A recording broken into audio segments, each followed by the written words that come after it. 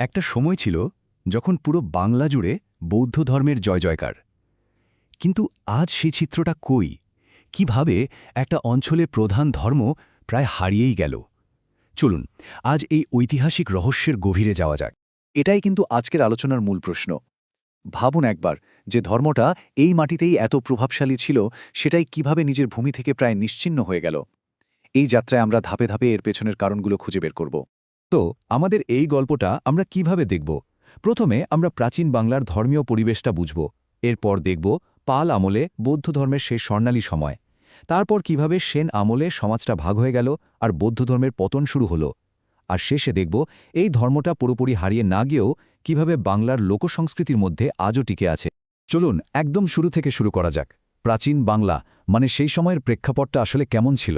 সত্যি বলতে এই অঞ্চলটা ভারতের অন্য অনেক জায়গার চেয়ে ধর্মীয় দিক থেকে বেশ আলাদা ছিল। দেখুন, প্রাচীন ভারতে আর্যাবর্ত ছিল গোড়া ব্রাহ্মণ্যবাদের একেবারে কেন্দ্রবিন্দু। বাংলা কিন্তু ঐতিহাসিকভাবেই এই বলয়ের বাইরে ছিল। আর এই ভৌগোলিক দূরত্বের কারণেই এখানে নানা রকম বিকল্প চিন্তাভাবনার সুযোগ তৈরি হয়েছিল। জৈন ধর্ম বা আজীবিকদের মতো বিভিন্ন বিশ্বাস এখানে খুব সহজেই জায়গা করে নিয়েছিল। বলা যায় মাটিটা তৈরিই ছিল বৌদ্ধ ধর্মের মতো নতুন একটা দর্শনের জন্য। বাংলার ইতিহাসে কয়েকটা বড় মোড় আছে। পাল আমলে বৌদ্ধ ধর্ম পৌঁছেছিল তার শিখরে। এরপরই এলো সেন বংশ, আর তাদের হাত ধরে শুরু হল ব্রাহ্মণ্যবাদের উত্থান। পরিস্থিতিটা বৌদ্ধ ধর্মের জন্য বেশ কঠিন হয়ে উঠল। আর সবশেষে ১৩ শতকে তুর্কিদের আগমন পুরো দৃশ্যপটটাই আমূল বদলে দিল। এই পর্যায়গুলোই আমাদের গল্পের মূল ভিত। এবার আসা যাক সেই সময়ে, যাকে বলা হয় বাংলায় বৌদ্ধ ধর্মের স্বর্ণযুগ, পাল রাজবংশের প্রায় ৪০০ বছরের শাসনকাল। এই সময়টাতে বৌদ্ধ ধর্ম এক অবিশ্বাস্য উচ্চতায় পৌঁছেছিল। পাল রাজারা ছিলেন বৌদ্ধ ধর্মের বড় পৃষ্ঠপোষক।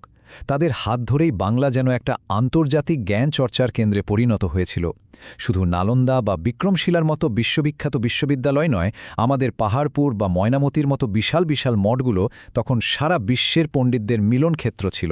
আর এই বাংলা থেকেই অতীশ দীপঙ্করের মতো মনীষীরা তিব্বত পর্যন্ত জ্ঞানের আলো ছড়িয়ে দিয়েছিলেন। কিন্তু ইতিহাসে কোনো কিছুই চিরস্থায়ী নয়। পালযুগের পর এলো সেন রাজবংশ, আর তাদের আগমন বাংলার ইতিহাসে একটা বিরাট পরিবর্তনের সূচনা করল। তাদের সামাজিক দৃষ্টিভঙ্গি ছিল পালদের থেকে একেবারেই ভিন্ন, যা বৌদ্ধ ধর্মের পতনের মঞ্চটা তৈরি করে দিয়েছিল। এই দুই যুগের ছবিটা ছিল একেবারে উল্টো। পাল আমলে যেখানে একটা উদার আর সবাইকে নিয়ে চলার সমাজ ছিল, সেনরা সেখানে নিয়ে এলো কঠোর বর্ণপ্রথা ভিত্তিক ব্রাহ্মণ্যবাদী শাসন। এই যে কৃত্রিম সামাজিক বাধা তৈরি করা হলো, এটা শুধু সমাজকেই ভাগ করল না, বৌদ্ধ ধর্মের মতো একটা সাম্যের দর্শনকেও কোণঠাসা করে ফেল। তাহলে প্রশ্ন হল, এত শক্তিশালী একটা ধর্মের পতন হলো কিভাবে? আসলে এর কারণ একটা নয়, দুটো। বৌদ্ধ ধর্মের ভিত্তিটা দুর্বল হয়ে পড়েছিল ভেতর এবং বাহির দুই দিক থেকেই। একদিকে ছিল এর নিজের ভেতরের অবক্ষয়, আর অন্যদিকে বাইরের আঘাত। কারণটা তাহলে ছিল দ্বিমুখী।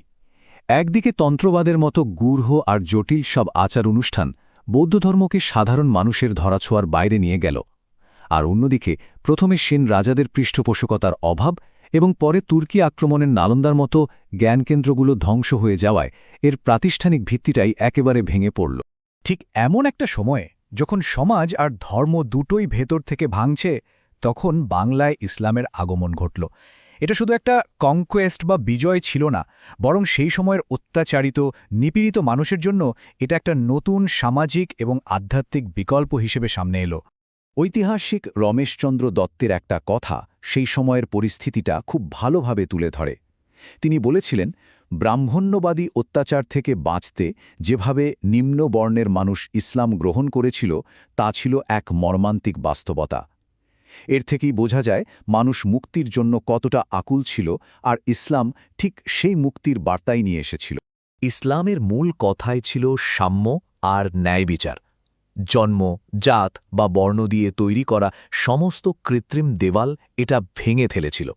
সেন সমাজে যারা কোণঠাসা হয়ে পড়েছিল, তাদের কাছে এই বার্তাটা ছিল অবিশ্বাস্য রকম আকর্ষণীয়। আর এই পরিবর্তনের পেছনে সবচেয়ে বড় ভূমিকা ছিল সুফি সাধকদের।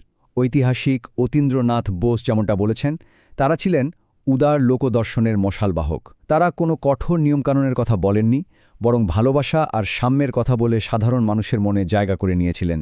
কিন্তু বৌদ্ধ ধর্ম কি বাংলা থেকে পুরোপুরি মুছে গিয়েছিল? না, ঠিক তা নয়। এটা আসলে বাংলার নিজস্ব লোক সংস্কৃতি আর স্থানীয় বিশ্বাসের সঙ্গে মিলেমিশে একটা নতুন রূপ নিয়েছিল, বলা যায় রূপান্তরিত হয়েছিল। এর সবচেয়ে সেরা উদাহরণ হল বাংলার ধর্ম ঠাকুরের পূজা। এই লোকধর্মে বৌদ্ধ দর্শনের শূন্যবাদের ধারণার সাথে স্থানীয় দেবদেবীর পূজা মিলেমিশে একাকার হয়ে গেছে। ভাবুন একবার কিভাবে দুটো আলাদা দর্শন মিলেমিশে একটা নতুন বিশ্বাস তৈরি করল।